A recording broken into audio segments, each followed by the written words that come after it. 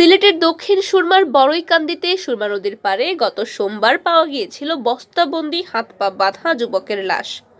প্রথম থেকেই দুদিন পর বুধবার 22 ফেব্রুয়ারি সেই লাশের পরিচয় শনাক্ত হয়। খুন হওয়া যুবক সাজ্জাদ আলী সিলেটের জালালাবাদ থানার বসন্তর গাঁওয়ের মৃত সোয়াব আলীর ছেলে। পুলিশ সূত্র বলছে, শত্রুতাবশত এই খুনের ঘটনা ঘটেছে। এই ঘটনায় জড়িত থাকার সন্দেহে ইতোমধ্যে দুজনকে আটকও করা হয়েছে। তবে তদন্তের স্বার্থে এখনই বিস্তারিত বলা যাচ্ছে না। গত সোমবার সকাল 10:30টার দিকে খবর পেয়ে দক্ষিণ সুরমা থানা পুলিশ গিয়ে সাজ্জাদের বস্তাবন্দি লাশ উদ্ধার করে। দক্ষিণ সুরমা বড়ইকান্দির টেকনিক্যাল রোডের messrs Imran China auto rice মিলের সামনে নদীর পাড়ে লাশটি পাওয়া যায়। 2 দিন পর লাশের পরিচয় শনাক্ত হয়। সাজ্জাদ পেশায় অটো রিকশা চালক। উদ্ধারের সময় লাশের হাত পা বাঁধা ছিল। এছাড়াও শরীরের বিভিন্ন স্থানে আঘাতের চিহ্ন ছিল। ঘটনার পর খুনিদের ধরতে তৎপরতা শুরু করে পুলিশ।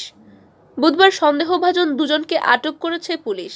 এই বিষয়ে পুলিশের তদন্ত সংশ্লিষ্ট সূত্র বৃহস্পতিবার বিকালে জানায়, এই খুনের ঘটনায় জড়িত সন্দেহে দুজনকে জিজ্ঞাসাবাদের জন্য আটক করা হয়েছে। তাদের কাছ থেকে অনেক চাঞ্চল্যকর তথ্যও মিলেছে। তদন্তের স্বার্থে আটক দুজনের নাম এই মুহূর্তে প্রকাশ করা যাচ্ছে না। জড়িত সবাইকে আটকের পর বিস্তারিত জানানো হবে।